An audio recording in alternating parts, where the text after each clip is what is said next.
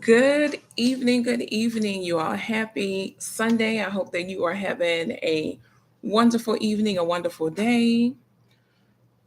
Just closing up a restful weekend, or that the weekend was everything that you needed to be. Thank you so much for coming to spend a little bit of time with me as we continue to dig into our series, The Other Side of the Report Card, right? This is week 2. So if you are joining us for the first time, just know that you can go back to catch the replay from last week. Let me see. And just because I told you all that just working on this series, it has a very special place in my heart. I don't always put together slides for the live streams, right? We have really good conversation. We're talking, but I definitely put together some slides for this series because there's some things I want you to be able to take a screenshot of so you can use it, so you can practice. So give me just a minute. Because again, that's really how I feel about this particular series. All the lives we're having meaningful conversation, right, about just really reimagining how we're connecting with math, whether it's on the family side, the educator side, and that's because we're thinking about it more through a social, emotional intelligence viewpoint, and with some sprinkles of AI where we can. So just having some really good conversation. But again, for a lot of this, I want you to be able to take your screenshot, reflect, ask some questions, slide in the DMs, all of that. All right. So again, thank you again for taking some time to join this conversation while we talk about week 2, the other side of the report card. Last week we talked about what grades don't reveal. So go catch that one. Go watch the replay. But this week we're focusing on something that's very, not just very important, but sometimes these two topics get confused, right? They get a bit conflated. They're used interchangeably, and so by the end of our time, you'll understand why they should not be, and how they are different, and how we develop them differently. All right. So self-esteem being one term and self-worth the other. So the other side of the report card, week 2, self-esteem versus self-worth. Let me go back for a minute though. I have a couple more things to say before we jump in. I'm excited to jump in, but being super clear that really right now, especially kids are growing up in a performance driven world, right? Between grades, maybe they are on social media, and YouTube is social media, to be clear, right? So between grades, maybe likes, comments, subscribers, comparison culture, y'all, there's just a lot going on. And this is the space that they're growing and developing in. There is a series. I don't think they make it anymore, and it's just this one particular episode that I had a lot of conversation with people about. It's called Black Mirror, I believe, and it's like a sci-fi kind of thing. But the whole purpose of this one particular episode was whether or not people were able to um, just function in life in terms of like finances and financing had to do and was connected to like their likes and comments just as they shared their life. It's where people had to share every aspect of their life. And so if they didn't get enough likes or comments, and this, like I said, this particular sci-fi episode of Black Mirror, right, was this series, that they were not able to qualify even for housing. So think about that even though it was kind of satire, they made fun of it some, but the reality of this is where the kids are growing up in a performance driven world. And to an extent, especially with different monetization and things of social media, people are able to qualify and do certain things because of their likes, their comments, their saves and shares, right? So now it might be easy, actually, while we're there, don't forget to press the bell, the notification, right? Share this and make sure you're commenting as well. But generally, y'all, because this is the space they're growing up in, it could be very easy for them and us as they're adults to confuse what we do with who we are. I'm very grateful that that was something that was really emphasized when I was younger, right? That sometimes people make bad decisions. That doesn't mean that they're bad, right? You didn't choose wisely here, but that doesn't mean you can't show wisdom later. So separate this separation of the thing you did or how you're moving, what you're doing, your behaviors from you as a person. was very, very ingrained. And I want to make sure that we're helping our young people with that and supporting them through as they're clarifying that for themselves. Especially in this era of participation trophies, right? So during this session, we're going to explore how to nurture both los dos, self-esteem and self-worth, so our children feel valued even when they're still growing, even when it's not perfect, even when you didn't nail it. That's what we're talking about. So, again, this is week 2, the other side of the report card, and we're talking about, again, topics that are very deep. But my first question, before we really get rolling and I talk a little more about this topic, I have a question for you. I want you to fill in this sentence. Fill in this sentence in the chat, and I'll paste it to help you out a little bit. I want my child to know that they are blank even when blank. I want my child to know they are blank even with blank. So take your time with that one. Fill in the blanks when you can. I'll be checking to read and see what you all said, but I kind of want that to be the question that you're reflecting on throughout this time, right? Not too long this evening, but just at least this evening and beyond as necessary.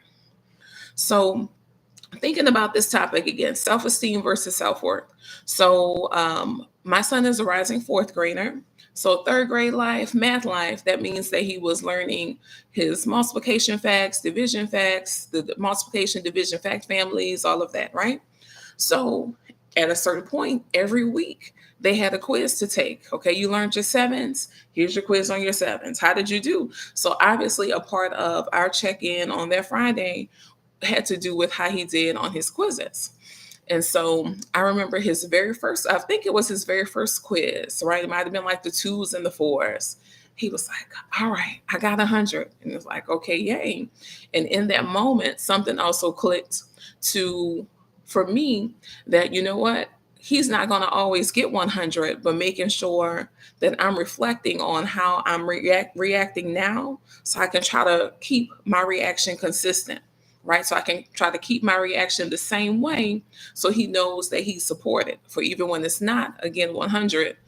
Okay, am I showing up the same? If I'm reacting differently, what is he learning about my response? So someone directly said that, their default is, all right, you aced that math quiz. I'm so proud of you. So you're excited, your child's excited. But a friend of mine, she said one day her son asked her, well, Mom, would you still be proud if I failed? I mean, and that's a full pause right there, isn't it?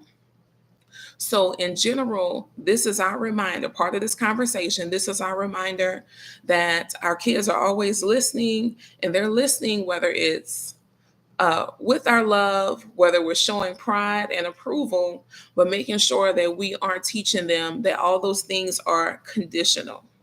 Okay, so again, this difference between self-esteem and self-worth.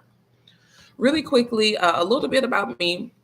So I have worked, in education space, in corporate space for some decades at this point. Um, Again, my love, my heart's work is to support and reimagine how people interact with math. When I say people, that means families and educators, because obviously we're all here to support. We're all a part of the village for the young people as they're doing their thing. And part of that for me is really making sure that they have choices, right? When it's time to say, okay, well, what do you want to do? I don't want you talking yourself out of a career that might have something to do with math. I don't want you maybe not getting to choose a certain career path that you may be curious about or interested in because of how your math scores were looking. Things like that. I want you to truly be able to choose and to be college, career, or military ready, right? Your choice. Okay, someone filled in the blank.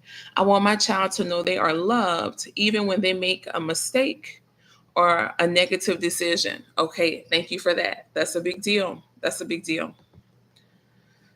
All right, y'all. So we are moving along.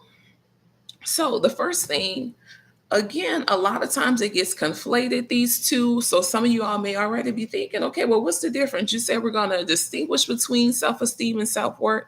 What's the difference? Glad you asked. So self-esteem is your overall sense of your worth, your value as a person. So it can be and can include your beliefs, your opinions, emotions, uh, what you feel like your capabilities and limitations are, and it can be positive or negative. So all those things come together for self esteem. We're gonna get more specific though for just some quick things to kind of clarify the two. And you see the table there, but then also being very, very thorough, right, and elaborated response for self worth is the sense of one's own value and worth, which is like, okay, we use the word to define the word, haha. But seriously, it's the sense that one feels as a person, which is regardless of the external factors or achievements. So you might have already caught the difference, right? So, regardless of external factors or achievements. So, it's more intrinsic, it's more internal, the belief that comes from self worth. When you believe that you're good enough, you're deserving enough of love, belonging, and all the things. So, the difference, self esteem can really fluctuate based on achievements, right, or failures. So, those are the differences in a nutshell. And we're going to get a little more specific again as we look at the table. So, self esteem is based on achievement. Maybe someone's just thinking, okay, I'm good at math, right? I'm doing well. I'm getting all these A's. I'm good. Self esteem is boosted by praise, right? That's how it develops. And it can fluctuate when the praise is not coming. Maybe I didn't get that good grade in math. Mm, the self esteem may take a hit. The self esteem may take a hit. For the self worth, is based on identity, who our young people have learned that they are as a person, as individuals. This is where some of the self talk is I matter, even when I struggle, even when I'm struggle, I'm good. I'm still me, so I'm good, right? It's rooted in belonging and all the things that belonging entails, which, if you also follow us on TikTok, on Wednesdays on TikTok, we started our belonging series. So make sure you lock in and connect with us there, right? Self worth endures, it stands the test of time, haha, right? But seriously, it doesn't have that same fluctuation because it's really anchored in knowing who you are, knowing that even if something else is happening, right, that doesn't change who I am. So it doesn't take hits, if you will, like and fluctuate like self esteem often does and can.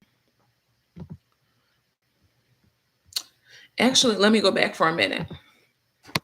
I'm breezing us through. I want to make sure. So, on the same note, while self esteem is important, it motivates kids, right? So, the praise, things like that, good grades, but self worth, without self worth, young people can collapse when things don't go well. And I'm saying young people because that's who we're talking about. We're talking about it as adults to support them, but this happens to people, period. Right? If the self worth is not as strong, maybe not as developed, people will collapse when things don't go well. So maybe this looks like a girl who's at the top of her class, but she cries when she makes a B. And you're like, listen, it's a B, you know, and it's one B. It's okay. Maybe it's a boy who just says, "Ugh, I'm dumb," after they get one wrong answer. So, not again appreciating maybe the progress or even the accuracy of all the rest. One wrong answer, man, that means I'm dumb. So, some red flag phrases, and we're going to talk about these things to be very careful about. We're going to talk about it some more though. When we say, "Oh, you're so smart," because by accident, we can tie that worth to performance. By accident, right? You showed you were so smart. Maybe because they told you about an A, they explained something to you, you know, and you were impressed. So being very careful about that because that is often what the young people are learning, even though it's not the intention of the adults. That's often what they're learning, that the worth is tied to that performance. So we talked before about making sure to Not just praise the performance, but to praise the effort. So, again, we'll talk about it some more in just a minute. Even if we say, well, that's not like you, and it could be true, like it's unusual for them, but being careful again about the wording because that can cause shame instead of reflection. We talk often about how word choice is important, it has to be intentional. So, again, being very careful about that one as well. All right. So, speaking of, you're like, okay, you gave us these cautions. So, what should we say? What should we do? How should it sound? Right. So, as we're about to jump into this table, I have a question for you. So, what kind of praise do you think you heard most growing up? Do you think it was tied more to your effort, or was your praise tied more to performance? Like, okay, oh, you did this correctly. Okay, you played or sang this song well. You got an A, you got a B plus. So take a moment to reflect. What type of praise do you feel like you heard most often when you were growing up? Take a moment to reflect on that. And please let us know in the chat. I would like to know. While you're thinking about that, one of the main, excuse me, one of the main insights that we're talking about, we're going to take away from here is that yes, at this age, the tween age, about that 8 to 13, 14 in there, they're definitely developing their voice, but they're still internalizing a lot of the messages that we say and the ones that we don't say. So with that caveat, that caution, the ones that we don't say or things that we didn't mean, that's what they're filling in the gap with, right? So when all praise is performance based, they may choose to chase perfection, y'all, or hide when they fall short. I'll say that again. When all praise, and not just all, but too much, if it's very heavily performance based, then they may choose, our young people would choose to chase perfection, slash, they'll hide when they fall short.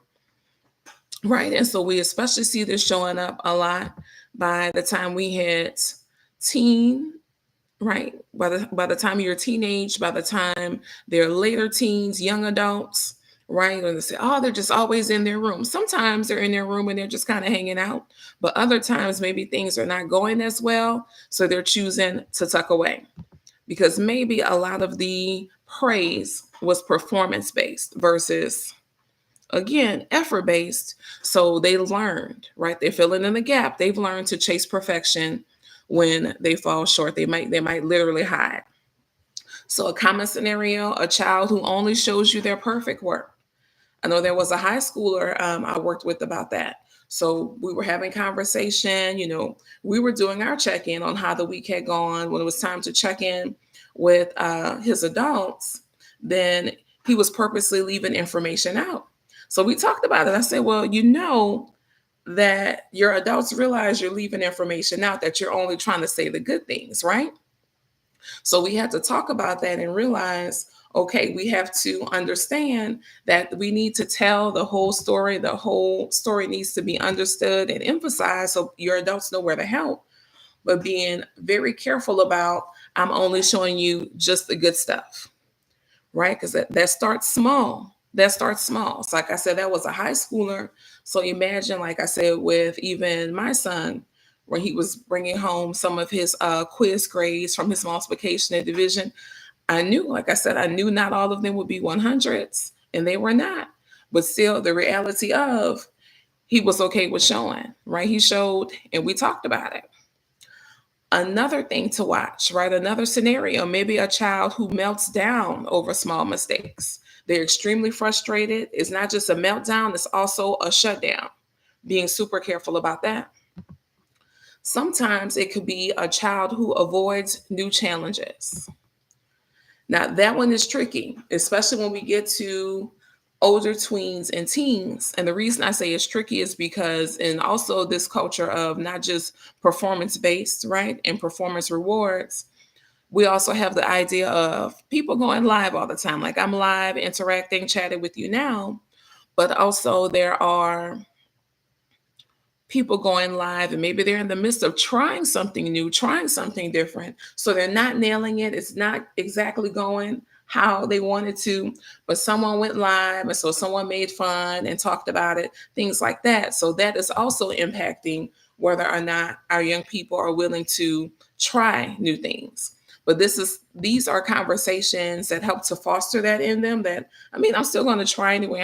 I'm curious enough, right? I'm important enough, more so than whatever is happening online. I just want to see how it goes. I want the experience. Versus a lot of our young people have learned to avoid trying new things.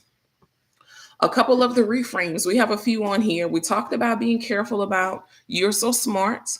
So the reframe, praising the effort instead of the performance. I admire how you work through that problem, right? I admire how you work through that particular problem. Good job. So great job on getting an A. I noticed how you managed your time and you stayed focused, because obviously they stayed focused, did their strategies, they managed their time well. The grade shows it, but it didn't directly focus on or comment on the grade. That's amazing. Reframe. What part of this are you most proud of? Right? So, again, we're just given a couple of reframes, a couple of ideas for moving away from praise that is performance based or very heavily performance based to praise that is effort based. Right? If you're going to say something, make sure you're commenting on the effort, especially because I think sometimes we don't realize how hard our young people are working to develop different skills. Y'all, it's hard to learn to read. It's hard when you're first learning adding and the place values, multiplying, dividing, and those, all of that on both sides. That's the anchor, that's the foundation. So making sure we're emphasizing and rewarding and spotlighting their effort, not just the end result, because again, that's what impacts those two things, right? The self-esteem versus the self-worth, right? The performance side is building up the esteem. So when the performance doesn't go well, there's the fluctuation, right? It drops. But the self worth, right? Nothing so much on the outside is impacting, right? I worked hard on the problem, whether you got the A or the F, right? You manage your time well, regardless of the grade on the assignment. Again, right?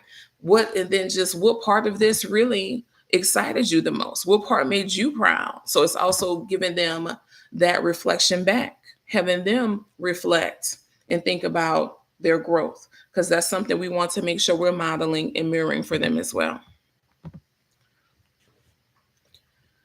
All right, y'all, at this point, we know that our young people, again, they're building their inner narrative, right? Their inside voice. That's one thing that's interesting to me.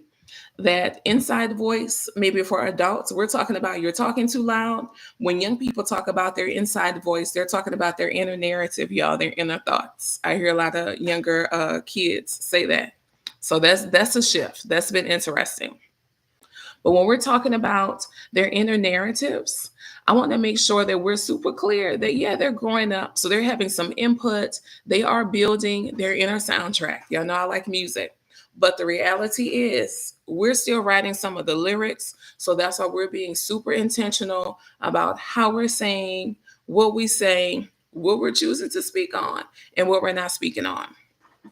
So again, some of these sometimes people say self starters, but this is more like affirmations, point of reflections, right? So things that they can try at home, that this was hard, but I didn't give up. Also, my grade doesn't define me. It's just one data point. Remember earlier we talked about if students hear the performance-based praise too often, that it's that student that when they get a B, like it's like the world came to an end for them, right? Understanding that this is one grade versus it's truly defining your whole life, that moment. Another thought, I learned more from trying than from avoiding. If I had to choose one of these three to really work with the young people, very often it will be the third one, right? You're learning more, right? Because you tried. You might make a mistake, but you tried And that's better than avoiding. So much better. A couple of things here, though. I said that this is, we're talking about the young people, but adults, y'all talk to me. Couldn't we use some of these affirmations as well sometimes on some of those hard days? These same three could be very powerful for us as well. Okay, someone said most often praise connected to performance. hmm And so again, especially without, the conversation and reflection on it, we tend to do whatever we received for sure. So being careful again about the word choice, where we're placing our praise, performance side, effort side, and just what we're emphasizing. So much intentionality. So a little bit of a challenge for you all today. A little bit of a challenge as we get into the week. So I call it a mirror moment. I want you to ask your child or a child you're around, right? Because we're different village members, aunties, grandparents, right? Cousins, a lot of different things. So a lot of village members are present, but your child, children you're supporting, you're a member of their village. I want you to ask them this question. What's something that you believe about yourself that no grade could ever change? What's something that you believe about yourself that no grade could ever change? Y'all, I'm serious. That's your challenge. I'm super serious. So, one, I want you to watch for signs that your child ties identity to performance, right? Maybe they're talking, maybe it's hard. Maybe they're like, okay, I don't know because I'm kind of used to focusing on my grades. So that'll kind of be its own reality check moment of reflection for, I've been given a lot of performance based praise. Maybe the child will avoid anything that's unfamiliar or risky. They don't even want to talk about it. Like, I don't even know what you're saying. I don't want to talk about it. Yeah, that's a very big deal. A lot of you all know that I work directly with a few students. A student I was working with recently, is a very big deal that you can see the growth in these little moments, right? So it went from, I don't know, I'm not sure, to I'm not sure, but I want to try. Let me see. I'm going to do it. And then you let me know. Y'all, that's a huge shift. And again, that's what I commented on, right?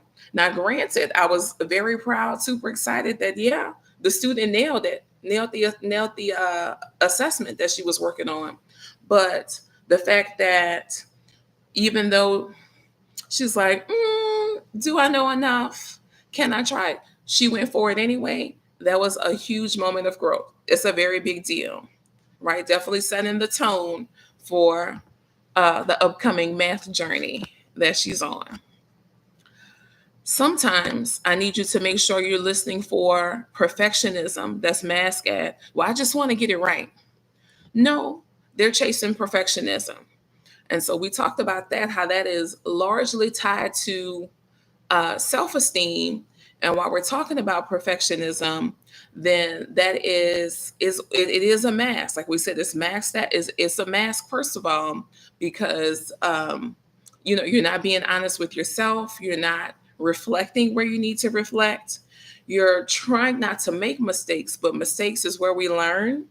And again, we keep talking about it in this space that adults, we have to get more comfortable with watching our youth struggle through some things. And when I say struggle through some things, I'm not saying that we're just letting them, wreck a car, just smashing, their head against the wall, like just really dramatic things. But working through a problem and being uncomfortable, that's okay. Practicing a sport and it's like, ooh, they haven't nailed it yet, so they're feeling some kind of way. That's okay. We have to let them sit with that and develop through that in those moments. So again, that's going to require us as their adults to be more uncomfortable ourselves, so we can help them and model them through their discomfort. Yeah. So it can't be where everyone's just like trying to get comfortable. It can't be that. But we're trying to make them comfortable. So then we feel better because they seem happy, because we're thinking about their bigger life picture, the goals. We have to make sure that they are sitting through their discomfort, they're developing, they're working through it. So we're really basically doing the same thing. We're doing the same thing. We really are. All right. So from here, y'all, we're moving. And I'm going to ask y'all next week what kind of responses you got from this mirror moment challenge. I don't want y'all to think I'm going to forget. Y'all know I'm going to come back and ask. So be ready. Y'all, what you can do next, these just 3 perspective things really quickly. So again, just shifting the feedback. That's what we've been talking about. Self-esteem versus self-worth. If we want to feed self-worth, we need to shift to more effort-based praise. So focusing on the effort, the process, and the growth, right? It's kind of a joke, and we refer to it a lot. Rita Pearson, wonderful educator, she often talked about when she was checking a 20 question test, right? A little boy might have gotten 2 correct. And so she emphasized his +2. And he was like, well, miss, I missed 18 though. She said, yeah, but you didn't get them all wrong. You know, that was his progress, his growth, because the week before, everything was wrong. When we say we're talking about modeling, and sometimes when when they're sitting in discomfort, they're uncomfortable, then we're modeling that too, because it's not comfortable, right, to watch your child be uncomfortable. But if that's what it takes, again, for them to learn, then that's what we have to let them be. So part of that also is modeling self-worth talk. Share how you handle mistakes and keep perspective. A lot of times as adults, we may be dealing with different mistakes or working through things, age appropriately, of course, but it's not always shared with our young people. So that's why when we fast forward to that next layer, that next age group, those teens and young adults, they're like, you don't understand. You didn't make mistakes because you didn't talk about it. You didn't let them watch some stuff in real time, even when they were small, for them to know, oh, they do make mistakes sometimes. So I wonder what else. I wonder if they'll talk to me about, I can talk to them about my mistake that I made. I wonder if they can relate, if they can understand. So again, not having that representative present, but making sure that you're modeling your self-worth talk, modeling through mistakes, modeling through discomfort, right? All the spaces. The third thing for perspective, anchoring yourself in unconditional regard, right? Making sure that they know that and can trust that you're telling them, I love you because you're you, period, poo, right? I love you because you're you. So it really doesn't matter. It's not attached to your performance. It's not attached to this grade, how well you nailed that audition. Did you stick the landing? It's not connected to any of that, but you really, really anchored in building up their self-worth, right? Someone said, absolutely, it works for adults too. Indeed. This is a people thing, but always for the conversations, a lot of holistic fluency's work, it'll be perspective, but remembering that students are just young people. They're little people. So it's not that these experiences that they're having are so unfamiliar. It's not that they're so unique, but they just don't know all the time that adults are having and have had a lot of these experiences and things. So they're just like, Psh, I'm just out here trying to navigate, just trying to figure something out. And we want to make sure that these conversations we're having, want to make sure that the resources we're building, right, and you all are utilizing, that they're there to support the young people, that they're there to just add some perspective and some support for the adults while we're supporting these young people, because it's needed. I'll just say that, because it's needed. All right, y'all. So we are getting close. We're about to wrap this thing up. But besides your 3 things, your 3 perspective things we just talked about that you can do, how can holistic fluency help? Glad that you asked, right? So one thing we have that you can benefit from is our parent cohort that is starting a little bit later this summer, starting at the end of the summer. So as summer starting to close out, and I'm saying summer, but not technical summer, but like school year summer. Y'all know what I mean? There is a difference. But as we get close to about the end of August, then that is when our cohorts will be starting, because that's when the school year is starting, and that's when parents tend to have a lot of questions, maybe maybe start to see some things. So click on the link, excuse me, read the description. It has all the details you need. there. Okay. Another thing you can do, it's like I would normally say more, y'all, but I'm feeling a little choked. Excuse me. Is you can also benefit from our parent SEL starter bundle. And we're going to drop that link as well. And so in the starter bundle for the SEL, what I want to say is there's a lot of resources that are specific to you and your child when you discover some things about yourself, connect that to your parenting, you, right? Your parenting personality and how you can support your young people in that.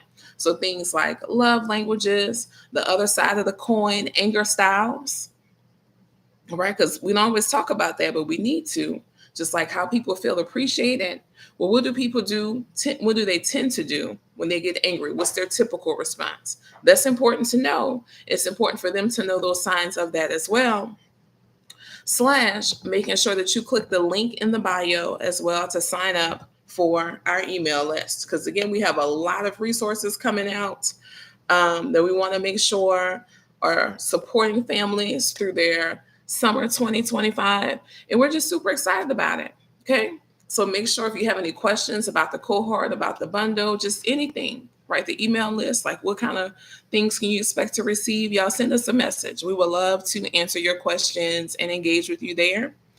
In closing, I want to make sure that we have this major takeaway that self-esteem is how they see themselves in the moment, and it's moment by moment, right? And it fluctuates, it's fleeting. But self-worth, when we develop that properly, is what carries them through those tough moments. That's the thing that gets them through. So again, being super careful about the type of praise we're giving, the way we're giving it, because I mean, literally, the self-esteem and self-worth depend on it, and we know that that is again what carries us largely through a lot of those tough moments is who we understand and know that we are, despite circumstances and situations or a moment of mistake, right? A bad decision. All right, y'all. So that is it for this evening. I hope that you all had some good takeaways. Y'all let me know. I told y'all I'm going to check on that challenge next week. So y'all be ready to let me know. Thank you so much for joining. I'll see y'all for week 3. Oh, I didn't want to forget to tell you. Week 3 is about motivation, right? How to make sure we are motivating versus hovering. I'll say it that way. Can't wait to see you there. All right. Bye-bye.